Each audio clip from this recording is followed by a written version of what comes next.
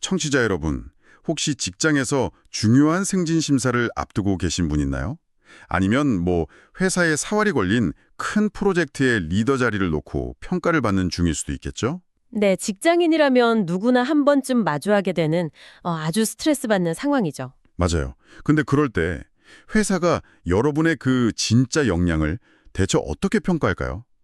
단순히 매일 늦게까지 야근하고 막 엑셀 파일 완벽하게 정리하고 상사가 시킨 일 불평 없이 해내는 것만으로 충분할까요? 아마 직장 생활을 조금이라도 해보신 분들이라면 다들 느끼실 겁니다. 위로 올라갈수록 그런 성실함만으로는 뭔가 턱없이 부족하다는 느낌을 받게 되거든요. 그러니까요. 도대체 현대 조직이 리더에게 요구하는 진짜 자격이라는 게 뭘까요? 그래서 오늘 저희 심층 탐구에서는 그 은밀한 무대 뒤편으로 한번 들어가 보려고 합니다. 네, 오늘 파헤쳐볼 자료가 아주 흥미롭죠? 네, 진짜 대박입니다. 오늘 다룰 자료는 2026년, 그러니까 케인즈 그룹에서 내부적으로 작성된 대외비 문건인데요. 제목이 구두 발표 기법, 퍼실리테이터 종합 가이드. 좀 길고 복잡하죠? 네, 이름은 거창하지만 쉽게 말해서 부서장 확보자들을 평가하는 면접관들, 그러니까 평가자들의 손에 들려있는 비밀 지침서라고 보시면 됩니다. 아, 면접관들을 위한 정답지 같은 거군요. 맞습니다. 이 지침서가 특히 흥미로운 이유가 있어요. 이게 그냥 앉아서 주고받는 평범한 질의응답 면접이 아니거든요. 일종의 아주 고강도 스트레스 시뮬레이션입니다. 고강도 시뮬레이션이요? 약간 방탈출 게임 같은 건가요? 비슷할 수도 있겠네요. 후보자들은 낯선 회의실에 딱 들어가게 되는데 주어지는 시간이 단 80분뿐입니다. 와, 80분이요? 너무 짧은 거 아니에요? 그렇죠. 그 짧은 시간 안에 그 기관의 아주 복잡한 위기 상황이 담긴 10개의 방대한 자료를 다 읽고 분석해야 합니다. 그리고 곧바로 본부장 주재 가상임원 회의에 들어가서 이 위기를 어떻게 돌파할지 구두로 발표하고 방어까지 해야 하는 거죠. 80분 안에 문서 10개를 소화하고 해결책까지 내놓으라니 저는 진짜 듣기만 해도 벌써 식은땀이 나네요. 엄청난 압박감이죠, 사실. 그래서 오늘 우리의 목표는 이 지침서 내용을 그냥 훑어보는 게 아닙니다. 이 가혹한 시뮬레이션의 설계도를 쫙 역추적해서 도대체 현대 조직이 위기 상황에서 리더에게 기대하는 그 창의적 문제 해결 능력 그리고 공정성이 진짜 의미가 뭔지 해독해내는 겁니다. 아주 기대되는 미션이네요. 자, 그럼 청취자 여러분도 지금 직접 이 시뮬레이션의 주인공이 됐다고 한번 상상해 보세요. 여러분은 지금 막 행복건강의료심사원이라는 아주 거대한 공공기관의 보험보상실장 이준석이 되었습니다. 네, 실장님으로 출근을 딱 했는데 출근하자마자 메일함에 아주 빨간 경고등이 켜져 있는 상황인 거죠. 아이고, 시작부터 불길하네요. 무슨 이메일이죠? 최고위층인 이사장이 지금 기관의 서비스 불만 사태 때문에 대단히 화가 나 있다는 본부장의 긴급 이메일입니다.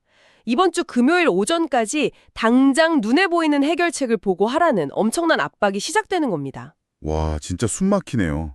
근데 이메일만 있는 게 아니잖아요. 책상 위를 보니까 막 온갖 부서에서 올라온 현황 보고서, 불만 가득한 민원인들 인터뷰 녹취록, 심지어 언론 비판 기사까지 막 널브러져 있더라고요. 네, 10개의 자료가 아주 촘촘하게 얽혀 있죠. 파일들을 열어보니까 상황이 진짜 심각하던데요. 가장 눈에 띄는 게 그 고령층 고객들의 분노였습니다. 기관이 막 효율성 높인다고 무리하게 온라인 이용률을 끌어올린 탓에 70대 이상 어르신들 서비스 만족도가 말 그대로 수직 낙하하고 있었어요. 35점까지 폭락했더라고요. 그뿐만이 아니죠. 보상심사에 대한 전체적인 불만족 수율도 최근에 15%에서 24%로 급증을 했고요. 한 번에 처리가 안 돼서 고객이 다시 전화를 걸어야 하는 재문의율도 16%로 껑충 뛰었습니다. 아, 재문이율이 높다는 건 진짜 치명적인데요. 저는 이 상황을 보면서 약간 이런 비유가 떠올랐어요. 이건 마치 시속 150km로 달리는 고속도로 위에서 막 이상한 엔진 소음 원인을 찾아내라는 거랑 똑같지 않나요? 오, 달리는 차 안에서요? 네, 차를 멈추고 정비소에 갈 시간도 없는데 그 엔진룸 열어서 당장 고쳐야 하는 거죠. 게다가 설계도는 다 외국어로 적혀 있는 느낌이랄까요? 진짜 대체 어디서부터 손을 대야 하죠? 아주 정확한 상황 인식입니다.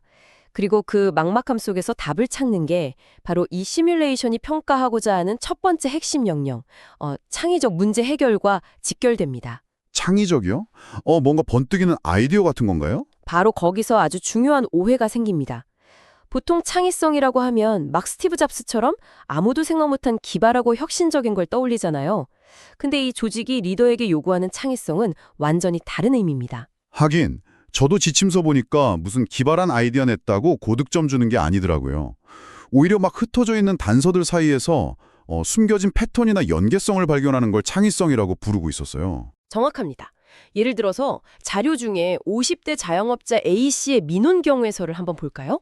이걸 보면 1차 담당자인 고영진 직원과 2차 담당자인 정민서 직원 사이에 인수인계가 제대로 안 돼서 고객이 폭발한 사건이 나옵니다. 아, 그거 저도 읽었어요. 솔직히 저라면 그냥 직원들이 소통을 안 하네. 친절 교육 좀 시키고 담당자 징계해야겠다. 이렇게 생각했을 것 같거든요. 네, 평범한 후보자라면 딱 거기서 멈춥니다. 개인의 태도나 실수로 문제를 덮어버리는 거죠. 하지만 여기서 흥미로운 점은 이걸 다른 부서들의 피드백 자료나 7단계짜리 아주 복잡한 운영 흐름도랑 겹쳐서 봐야 한다는 겁니다. 자료들을 막 연결해보는 거군요. 네, 연결해보면 이야기가 완전히 달라집니다. 이게 특정 직원들이 일탈하거나 불성실해서 생긴 문제가 아니었어요.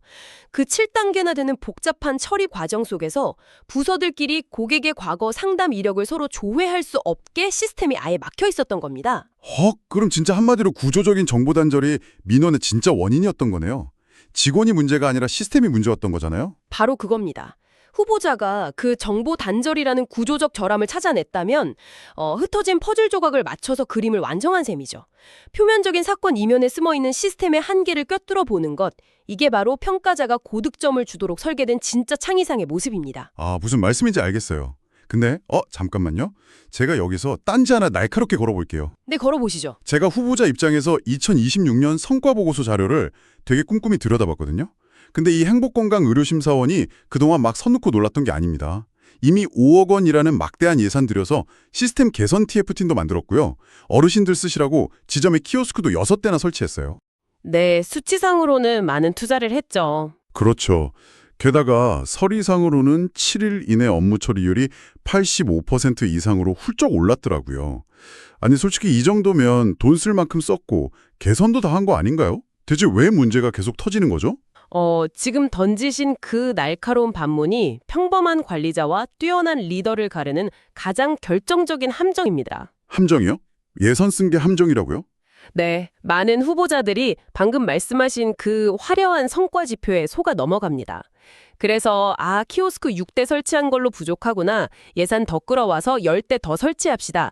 이런 식으로 1차원적인 해결책을 내놓게 되죠. 하긴 보통 회의 가면 흔히 나오는 대책이네요. 하지만 예산을 붓고 하드웨어를 늘렸는데도 문제가 해결 안 된다는 건 애초에 처방이 완전히 잘못됐다는 뜻입니다.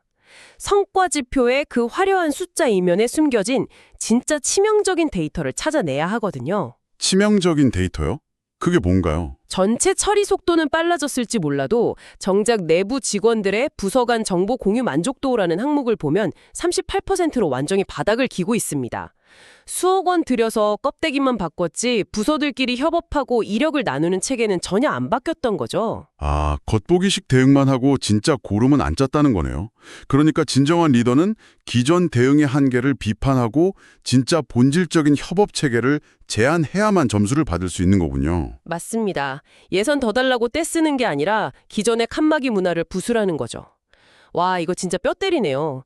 돈으로 해결되지 않는 구조적 결함을 찾아내는 거 확실히 알겠습니다. 자, 근데 여기서 문제가 생기죠.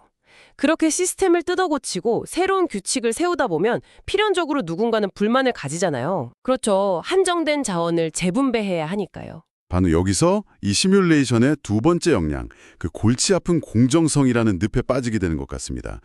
제가 진짜 흥미로웠던 게 그 민원인 인터뷰 자료였거든요. 이걸 보니까 진짜 숨이 턱턱 막히더라고요. 상황이 많이 엇갈리죠. 네, 도대체 어느 장단에 춤을 춰야 할지 모르겠어요. 70대 어르신 B씨는 새로 도입된 키오스크가 너무 복잡하다면서 무조건 사람 배치해달라고 화를 내시고요. 반면에 40대 의사 C씨는 전화할 때마다 부저 바뀌고 똑같은 설명 반복하게 한다고 기관이 비효율적이라고 막 분통을 터뜨립니다. 요구사항이 극과 극이죠. 네, 거기다 30대 약사 E씨는 결과만 통보하지 말고 왜 이런 결정이 났는지 판단 근거를 투명하게 공개하라고 압박해요. 청취자 여러분, 여러분이라면 이 엇갈린 요구들 어떻게 다 들어주시겠습니까? 이거 진짜 불가능에 가깝잖아요. 이럴 때 도대체 어떻게 해야 공정한 건가요? 이게 바로 실무 현장에서 매일 벌어지는 가장 현실적인 딜레마죠. 여기서 만약 후보자가 압박에 못 이겨서 목소리 큰 민원인들이 화가 많이 났으니까 일단 원칙 좀 굽혀서 이분들 먼저 예외적으로 빨리 처리해 줍시다. 이러면 어떻게 될까요? 당장 불은 끌 수 있겠지만 지침서상으로는 아마 빵점 받지 않을까요? 맞습니다. 최악의 점수를 받는 지름길이죠. 단순히 목소리 큰 사람 편을 들어주는 건 공정성이 아닙니다.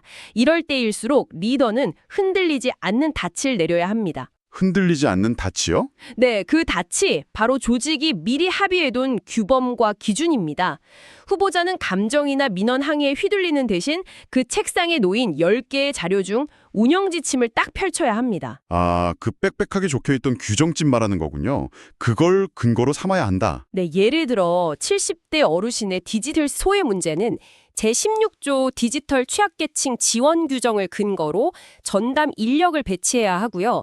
40대 의사나 30대 약사의 불만은 제7조 복합청구 주간부서 지정, 그리고 제9조 일관성 확보라는 룰에 기반해서 시스템을 재설계해야 하는 겁니다. 아, 듣고 보니까 이거 진짜 무슨 스포츠 경기 심판 같네요. 오, 심판이요? 네, 축구 경기 보면 관중석에서 자기 팀한테 불리하다고 엄청 야유 쏟아내잖아요. 그렇다고 심판이 관중들 눈치 보면서 맘대로 페널티킥 주면 안 되죠. 룰북이 비록 완벽하지 않아도 일단 그 룰북 표고 명확한 근거에 따라 판정해야 경기 자체가 굴러가니까요. 아주 찰떡 같은 비유입니다. 이걸 더 큰 맥락과 연결해 보면 그 룰북을 적용할 때 반드시 필요한 게 바로 균형 감각입니다. 지침서에 보면 타기관 사례들도 있거든요. 다른 기관들은 어떻게 했나 보여주는 자료요. 네, 어떤 A기관은 민원 해결한다고 전담부서에만 일을 몰아줬다가 직원들이 번아웃 겪었고요. 또 B기관은 일관성만 너무 강조하다가 기계처럼 경직되게 대응한다는 비판을 받았습니다. 그러니까 무조건 한쪽으로 치우치면 안 된다는 거군요. 너무 유연해도 안 되고 너무 뻣뻣해도 안 되는 진짜 줄타기네요. 맞습니다. 공정성이란 그냥 규정을 앵무새처럼 읊는 게 아니라 상충하는 가치들 사이에서 부작용을 최소화하는 최적의 균형점을 찾아내는 아주 고도의 작업인 거죠. 와, 진짜 파편화된 데이터에서 구조적 원인을 찾는 창의성, 그리고 룰북 들고 균형 잡는 공정성. 리더의 자격이 이렇게나 무거운 거였네요. 근데 전문가님, 제가 이 가이드라인 보면서 진짜 소름 돋았던 부분이 또 하나 있어요. 어떤 부분이죠? 평가받는 후보자들도 땀 뻘뻘 흘리겠지만 사실 이 가이드 들고 평가하는 면접관들, 그 퍼실리테이터들에게 내려진 규칙이 진짜 믿을 수 없을 정도로 엄격하더라고요. 뒤에 숨겨진 규칙들 보셨어요? 아, 그 앞부분에 붉은색으로 강조된 절대 금지 사항들 말씀하시는군요. 네, 저 이거 보고 완전 충격받았잖아요. 보통 이런 고위직 승진 심사면 심사위원들이 팔짱 딱 끼고 날카로운 질문 던지면서 후보자 궁지로 몰아넣는 막 그런 압박 면접 상상하잖아요. 보통 그렇게 생각하기 쉽죠. 스트레스 테스트처럼요. 근데 여기선 유도 질문 절대 금지. 앞부는 이렇게 했는데 본인은 어떻게 생각하냐 이런 식의 비교 발언 절대 금지. 심지어 발표자가 너무 긴장해서 말 더듬으면 시간 주고 심호흡하게 도와주라는 비상 가이드까지 있어요. 아니 면접관들 손발을 왜 이렇게 꽁꽁 묶어두는 거예요? 그 이유를 아는 게 아주 중요합니다. 이 평가의 진짜 목적은 후보자의 맷집을 보는 게 아니거든요. 후보자의 머릿속에서 벌어지는 사고의 과정, 그 순수한 논리 전개를 현미경처럼 관찰하는 게 핵심이기 때문입니다. 아, 면접관이 개입하는 순간 그 순수한 사고 과정에 오염된다는 거군요. 네, 정확합니다. 평가자가 무의식적으로라도 자기 편견이나 주관을 개입시키는 순간 공정성을 평가하겠다는 이 시스템 자체가 스스로 모순에 빠지고 불공정해지는 거니까요. 그걸 막기 위한 최후의 안전장치인 겁니다. 이야, 인간이 가질 수 있는 편향을 막으려고 시스템으로 아주 겹겹이 통제해둔 거네요. 자, 오늘 저희가 이 대회비 지침사를 탈탈 털어봤는데 오늘 탐구의 시사점 어떻게 정리할 수 있을까요? 네, 핵심은 이겁니다. 현대의 리더십은 눈앞에 떨어진 불만을 돈이나 인력으로 대충 땜질하는 게 아닙니다. 파편화된 수많은 데이터 속에서 진짜 구조적 원인을 찾아내고 상충하는 이해관계 속에서 조직의 규범이라는 닻을 내리고 중심을 잡는 것. 그게 진짜 리더십의 본질이라는 거죠. 청취자 여러분, 오늘 이야기 어떠셨나요? 여러분이 직장에서 승진을 준비하시든 아니면 일상에서 복잡한 갈등을 해결하시든 오늘 이 원칙들을 꼭 떠올려 보세요. 겉으로 드러난 현상에 돈 쏟아붓기 전에 데이터 속 숨겨진 연결고리를 먼저 찾아야 합니다. 네, 그리고 모두를 만족시킬 수 없을 땐 흔들리지 않는 명확한 기준에 기대야 하죠. 근데 여기서 제 머릿속을 떠나지 않는 마지막 화두가 하나 있습니다. 오, 마지막 도발적 질문인가요? 네, 방금 우리가 이 가이드라인이 인간 평가자의 편견을 통제하려고 얼마나 촘촘하게 제약을 걸어뒀는지 봤잖아요?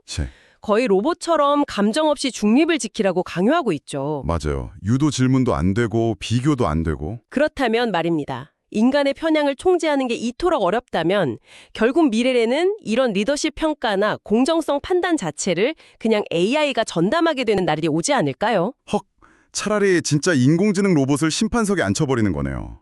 확실히 완벽한 데이터 분석이나 규칙 적용은 기계가 훨씬 잘할 테니까요. 맞습니다. 그런데 과연 기계가 완벽한 계산으로 인간의 리더십을 평가하고 점수를 매긴다면 우리는 그걸 인간의 평가보다 더 공정하다고 기꺼이 받아들일 수 있을까요? 와, 이거 진짜 서늘하면서도 생각할수록 무서운 질문이네요. 인공지능이 재단하는 인간의 리더십이라. 청취자 여러분도 오늘 이 질문에 대해 한번 깊이 고민해 보시길 바랍니다. 오늘 저희가 준비한 심층 탐구는 여기까지입니다. 여러분만의 해답을 꼭 찾아보시길 바랄게요.